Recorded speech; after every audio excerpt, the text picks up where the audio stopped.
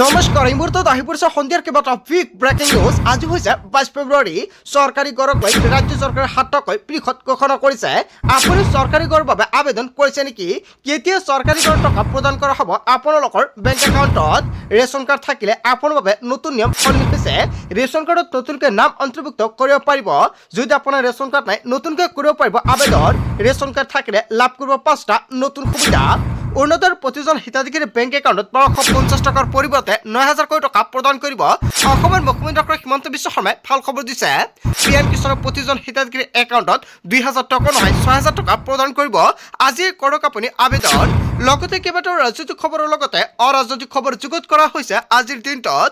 গোটেই অসম তথা ভাৰতৰ বিভিন্ন প্ৰান্তৰ পৰা যুগুত হৈছে কেইবাটাও ডাঙৰ খবৰ। এনেবোৰ খবৰ নিতৌ পাই থাকিবলৈ চেনেলটো ছাবস্ক্ৰাইব কৰি ভিডিঅ'ত এটা লাইক কৰিবলৈ নাপাহৰিব। আজিৰ আমাৰ প্ৰথম খুবেই গুৰুত্বপূৰ্ণ খবৰ হৈছে অসমবাসীৰ বাবে এটা ডাঙৰ খবৰ। চৰকাৰী গড় ৰেচন কাৰ্ড সন্দৰ্ভত ৰাজ্য চৰকাৰে পৃথক ঘোষণা কৰিছে। আপুনি চৰকাৰী গড়ৰ বাবে আবেদন কৰিছে নেকি? বা যদি আপোনাৰ ৰেচন কাৰ্ড নাই, নতুনকৈ ৰেচন কাৰ্ডৰ বাবে আবেদন কৰিব বিচাৰিছে, তেন্তে আপোনাৰ বাবে ভাল খবৰ আছে। ৰেচন কাৰ্ডত নাম নাথাকিলে কেনেকৈ অন্তৰ্ভুক্ত কৰিব ৰেচন কাৰ্ডত আপোনাৰ ঘৰৰ পৰিয়ালৰ সদস্যৰ নাম? লাখ লাখ লোকে লাভ কৰিব চৰকাৰী গড়। 7 লাখ লোকে লাভ কৰিব চৰকাৰী গড়। সকলো দৰিদ্ৰ লোকক সামৰি ল'ব এই আঁচনিয়ে। 20 লাখ লোকে লাভ কৰিছে চৰকাৰী গড় আৰু কেন্দ্ৰীয় চৰকাৰে আবণ্টন দিছে 3 কোটি চৰকাৰী গড়। শীঘ্ৰে ৰাজ্যৰ লাখ লাখ লোকে লাভ কৰিব ৰেচন কাৰ্ড। হয়, যদি আপুনি চৰকাৰী গড়ৰ প্ৰথম কিস্তি টকা পাইছে, তেনে ক্ষেত্ৰত আপুনি দ্বিতীয় কিস্তি টকা পোৱা নাই নেকি? কিয়নো 7 লাখ লোকক চৰকাৰে প্ৰদান কৰিছে চৰকাৰী গড়ৰ প্ৰথম কিস্তিৰ ধনৰাশি। আৰু 9 ডিচেম্বৰত চৰকাৰী গড়ৰ প্ৰথম কিস্তি টকা মুকলি কৰা হৈছিলে আৰু বহুতেই এতিয়ালৈকে দ্বিতীয় কিস্তি টকা পোৱা নাই। যদি আপুনি পোৱা নাই, এতিয়া আপুনি কমেণ্ট কৰক কি কৰিব লাগিব, নেক্সট ভিডিঅ'ত জনাই দিম। যিসকলে চৰকাৰী গড়ৰ বাবে জিঅ'ৰিং কৰিছে, জিঅ'ৰিং কৰা প্ৰতিজন হিতাধিকাৰী একাউণ্টত কেতিয়া চৰকাৰী গড় টকা প্ৰদান কৰিব বহুতে কমেণ্ট কৰি আছে। নিৰ্বাচনৰ পিছতে চৰকাৰী গড় টকা সোমাব পাৰে। শীঘ্ৰে ৰাজ্যৰ লাখ লাখ ৰেচন কাৰ্ডৰ হিতাধিকাৰীৰ বাবে ভাল খবৰ। আপোনাৰ ৰেচন কাৰ্ড আছে নেকি? তেন্তে আপোনাৰ বাবে এটা ভাল খবৰ আহি পৰিছে। পৰীক্ষা কৰি থকা হৈছে ৰেচন কাৰ্ডৰ নথি পত্ৰ। ইতিমধ্যে সম্পূৰ্ণ হৈছে ডাটা আপডেটৰ কাম কাজ। প্ৰায় 19 লাখ লোকে আবেদন কৰিছিল ৰেচন কাৰ্ডৰ বাবে আৰু পূৰ্বে 42 লাখ লোকে লাভ কৰিছে ৰেচন কাৰ্ডৰ সুবিধা। চৰকাৰী গড় ৰেচন কাৰ্ড সন্দৰ্ভত ৰাজ্য চৰকাৰে ডাঙৰ খবৰ দিছে। যদি আপুনি চৰকাৰী গড়ৰ বাবে আবেদন কৰিছিলে, তেনে ক্ষেত্ৰত অতি শীঘ্ৰে চৰকাৰী গড় টকা প্ৰদান কৰিব পাৰে। যিসকলে ৰেচন কাৰ্ড নাই, নতুনকৈ আবেদন কৰক। আৰু যিসকলে আবেদন কৰিছিলে নিশ্চয় ৰেচন কাৰ্ড লাভ কৰিছে। আবেদন কৰাৰ পিছতো আপুনি ৰেচন কাৰ্ড পোৱা নাই নেকি? বা যদি আপোনাৰ ৰেচন কাৰ্ড আছে, আপোনাৰ ৰেচন কাৰ্ডত কোনো ধৰণৰ সদস্যৰ নাম অন্তৰ্ভুক্ত কৰিবলগীয়া বাকী আছে নেকি? তেনে ক্ষেত্ৰত অতি শীঘ্ৰে ৰেচনৰ দোকানীৰ সৈতে আপুনি যোগাযোগ কৰক। অন্যথা আপুনি কিন্তু ৰেচন কাৰ্ডত পুনৰ অন্তৰ্ভুক্ত কৰিব নোৱাৰিব আপোনাৰ নাম। তাৰ পিছত অসমবাসী ৰাইজক জনাইছো আমাৰ পৰৱৰ্তী খুবেই গুৰুত্বপূৰ্ণ খবৰ। লগতে ডাঙৰ খবৰ আকৌ আহিল ডাঙৰ খবৰ। কোটি কোটি দৰিদ্ৰ লোকৰ বাবে মোদী চৰকাৰে পৃথক পদক্ষেপ হাতত লৈছে। ৰাজমিস্ত্ৰী, কাঠমিস্ত্ৰী, নাপিত, ফল মূলৰ ব্যৱসায়ী, ক্ষুদ্ৰ ব্যৱসায়ীসকলৰ বাবে লৈ আহিছে অবিলাসী আঁচনি। এইকেইটা কাম আপুনি কৰে নেকি? বা এইকেইটাত ব্যৱসায় আপুনি কৰে নেকি? তেন্তে আপোনাৰ বাবে এটা ভাল খবৰ। প্ৰথম অৱস্থাত আপুনি 1 লাখ টকা লাভ কৰিব। 18 মাহৰ পিছত 2 লাখ আৰু পৰৱৰ্তী পৰ্যায়ত অধিক লোন পাবলৈ সক্ষম হ'ব আপুনি। চৰকাৰৰ ফালৰ পৰা বিশেষ লোন প্ৰদান কৰিব। আপুনি এইকেইটা কেটেগৰীত পৰে নেকি? আপুনি কি কাম কৰে? আপুনি ৰাজমিস্ত্ৰী নে কাঠমিস্ত্ৰী, বা আপুনি নাপিত নে ফল মূলৰ ব্যৱসায়ী, যিকোনো কাম কৰিলে আপুনি এই সুবিধা ল'ব পাৰিব। অসমৰ মুখ্যমন্ত্ৰী ডক্টৰ হিমন্ত বিশ্ব শৰ্মা চৰকাৰৰ ফালৰ পৰা বৃহৎ সিদ্ধান্ত গ্ৰহণ কৰিছে। কেন্দ্ৰীয় চৰকাৰৰ ফালৰ পৰা এই সুবিধা প্ৰদান কৰিব।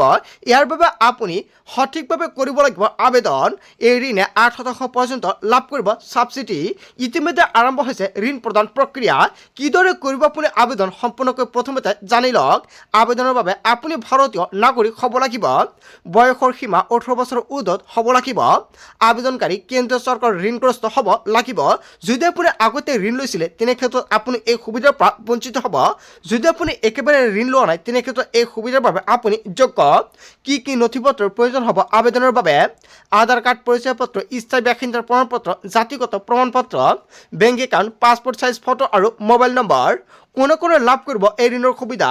কাঠমিস্ত্ৰী, কমাৰ, সোণাৰী, ৰাজমিস্ত্ৰী, নাপিত, থোৱা, দৰ্জী, ভাস্কৰী শিল্প, পুতলা নিৰ্মাণ কৰোতা আদি ব্যৱসায়ীসকলে কৰিব পাৰিব ইয়াৰ বাবে আবেদন। আপুনি কেনেকৈ আবেদন কৰিব, কি কি নথিপত্ৰ লাগিব, যদি আপোনালোকৰ ভিডিঅ' লাগে কমেণ্ট কৰক, নেক্সট ভিডিঅ'ত জনাই দিম।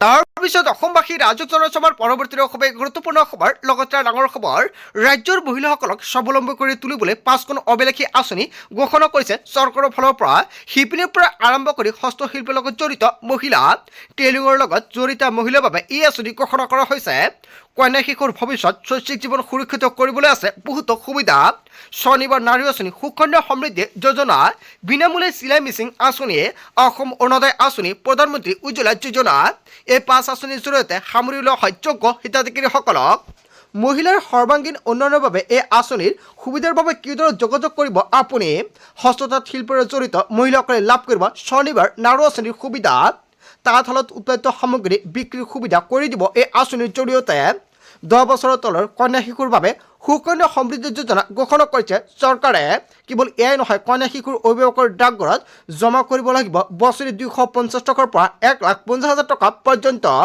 কন্যাৰ 21 বছৰ সম্পূৰ্ণ হ'লে 8% পৰ্যন্ত সুদৰ সৈতে উভতাই পাব জমা ধন 20 বছৰৰ পৰা 40 বছৰৰ ভিতৰৰ মহিলাৰ বাবে বিনামূলীয়া চিলাই মেচিন আঁচনি প্ৰদান কৰি আছে আপুনি এতিয়ালৈকে চিলাই মেচিন আঁচনি পোৱা নাই নেকি তেন্তে আপোনাৰ বাবে ভাল খবৰ কেন্দ্ৰীয় চৰকাৰে মহিলাসকলক আত্মসংস্থাপনৰ বাবে প্ৰদান কৰি আহিছে বিনামূলীয়াকৈ চিলাই মেচিন দৰিদ্ৰ আৰু অসহায় মহিলাৰ বাবে অসম অৰুণোদয় আঁচনি ঘোষণা কৰিছে বাৰ্ষিক আয় যদি উপাৰ্জন 2 লাখ টকাৰ ভিতৰত হ'লে আপুনি কৰিব পাৰিব অৰুণোদয় আঁচনিৰ বাবে আবেদন এই আঁচনিৰ জৰিয়তে ৰাজ্যৰ মহিলাসকলে লাভ কৰিব প্ৰতি মাহত 550 টকাকৈ গৃহহীনসকলৰ সহায় হোৱাকৈ প্ৰধানমন্ত্ৰী উজ্জ্বলা যোজনা ঘোষণা কৰিছে এই আঁচনিৰ জৰিয়তে লাভ কৰিব আৰ্থিকভাৱে দৰিদ্ৰ মহিলাসকলৰ বাবে ৰাজ্যযুক্ত গেছ চিলিণ্ডাৰ আপোনাৰ ঘৰত গেছ চিলিণ্ডাৰ নাই নেকি তেনে ক্ষেত্ৰত কেনেকৈ আবেদন কৰিব চৰকাৰৰ ফালৰ পৰা এই 5টা আঁচনিৰ কথা উল্লেখ কৰিছে এই 5টা আঁচনিৰ ভিতৰত আপোনাৰ কোনটো আঁচনি নাই এতিয়া কমেণ্ট কৰক বা আপোনাৰ কোনটো আঁচনিৰ প্ৰয়োজন হৈছে আপুনি কেনেকৈ আবেদন কৰিব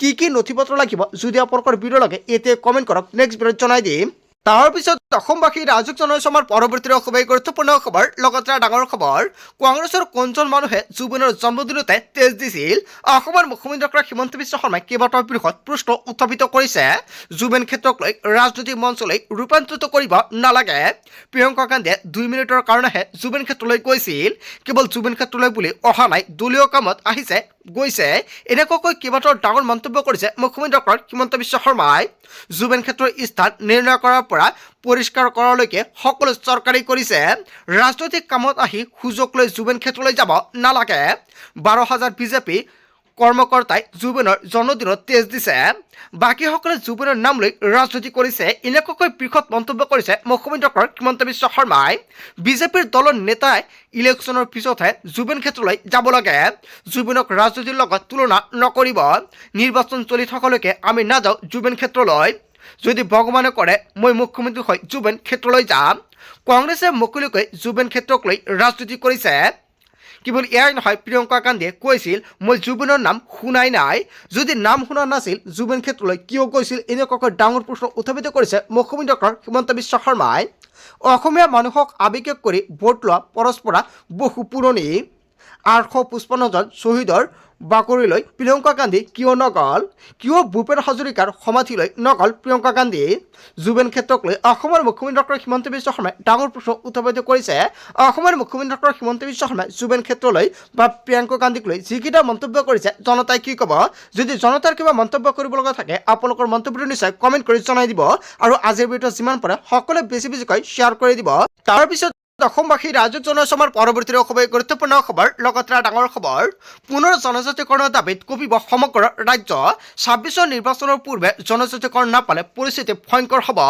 অসম বন্ধৰ দৰে কঠোৰ সিদ্ধান্ত ল'বলৈ বাধ্য হ'ব মটক ছাত্ৰ সন্থা 6 জনগোষ্ঠীৰ জনজাতিকৰণৰ প্ৰতিবাদ কেন্দ্ৰলৈ প্ৰেৰণ কৰিছে নে নাই এনেকুৱাকৈ ডাঙৰ প্ৰশ্ন উত্থাপিত কৰিছে অতি শীঘ্ৰে স্পষ্টীকৰণ দিয়াৰ আহ্বান মটক ছাত্ৰ সন্থাৰ প্ৰথম পৰ্যায়ত জিলাই অৱস্থান ধৰ্মঘট আৰম্ভ কৰিব আৰু দ্বিতীয় পৰ্যায়ত জিলাসমূহৰ আয়ুক্ত কাৰ্যালয়ত ধৰ্ণা কাৰ্যসূচী আৰম্ভ কৰিব আৰু তৃতীয়তে আৰম্ভ কৰিব তৃতীয় পৰ্যায়ত দিছপুৰ চল কাৰ্যসূচী ঘোষণা আৰু অৰ্থনৈতিক অৱৰোধ কাৰ্যসূচী ঘোষণা মটক ছাত্ৰ সন্থাৰ চৰকাৰৰ বিৰুদ্ধে গৰ্জন সদ অসম মটক ছাত্ৰ সন্থাৰ হয় কেইবাটাও বৃহৎ সিদ্ধান্ত গ্ৰহণ কৰিব পুনৰ জনজাতিকৰণৰ দাবীত কঁপিব সমগ্ৰ ৰাজ্য তাৰ পিছত অসমবাসী ৰাইজক জনাইছো আমাৰ পৰৱৰ্তী সময় গুৰুত্বপূৰ্ণ খবৰ লগতে ডাঙৰ খবৰ ৰাইজৰ দলক ৰাম ঠগন কংগ্ৰেছৰ কেইবাটাও বৃহৎ মন্তব্য কৰিছে অখিল গগৈ কংগ্ৰেছৰ সৈতে মিত্ৰতা ভংগৰ দিশা ৰাইজৰ দলৰ ডেডলাইন উকলিল অখিল গগৈ আমি বিচৰা মতে চিট দিয়া নাই কংগ্ৰেছে আমাক বিচৰা 15টা চিটৰ বাবে 4টা দিছে কংগ্ৰেছৰ কথাবোৰত এতিয়া খেলিমেলি হৈছে আমি কংগ্ৰেছৰ পৰা মাত্ৰ 15টা চিট বিচাৰিছিলোঁ আমাৰ ধৈৰ্যৰ বান্ধ ছিঙি গৈছে আমি আমাৰ মনোসবৰত বিমুখ কৰিব নোৱাৰোঁ এনেকুৱাকৈ বৃহৎ মন্তব্য কৰিছে অখিল গগৈ সকলো যদি কংগ্ৰেছৰ মতে হয় সেয়া কেনেধৰণৰ মিত্ৰতা হ'ল আমাৰ এটাও কথা শুনা নাই কংগ্ৰেছ দলে কংগ্ৰেছে সংখ্যালঘু সমষ্টিবোৰ প্ৰাপ্তি শাসন বুলি ভাবে নেকি আজি চূড়ান্ত সিদ্ধান্ত হ'ব আমাৰ দিলেও নিদিলেও আমি বিচৰা চিট জিকিমেই উজনিত আমাক নিদিলে দিগদাৰী হ'ব ধেমাজি ডিমৌ মৰিয়নি আৰু চিচুবৰগাঁও আমাক লাগিবই খেলিব নোৱাৰা চিট দি লাভ নাই মানিলে মানিব নামানিলে আমি সিদ্ধান্ত ল'ম ৰাইজৰ দলক ৰাম ঠগন কংগ্ৰেছৰ এনেকুৱাকৈ কেইবাটাও বৃহৎ মন্তব্য কৰিছে অখিল গগৈ হয় অখিল গগৈ যিকেইটা মন্তব্য কৰিছে আপুনি কি ক'ব যদি আপোনালোকৰ কিবা মন্তব্য কৰিব লগা থাকে আপোনালোকৰ মন্তব্যটো নিশ্চয় কমেণ্ট কৰি জনাই দিব বন্ধু বান্ধৱীসকল গোটেই অসম তথা ভাৰতৰ বিভিন্ন প্ৰান্তৰ পৰা যুগত হৈছে কেইবাটাও ডাঙৰ খবৰ এনেবোৰ খবৰ এটাও পাই থাকিবলৈ চেনেলটি ছাবস্ক্ৰাইব কৰি ভিডিঅ'ত এটা লাইক কৰিবলৈ নাপাহৰিব so thank you for watching full video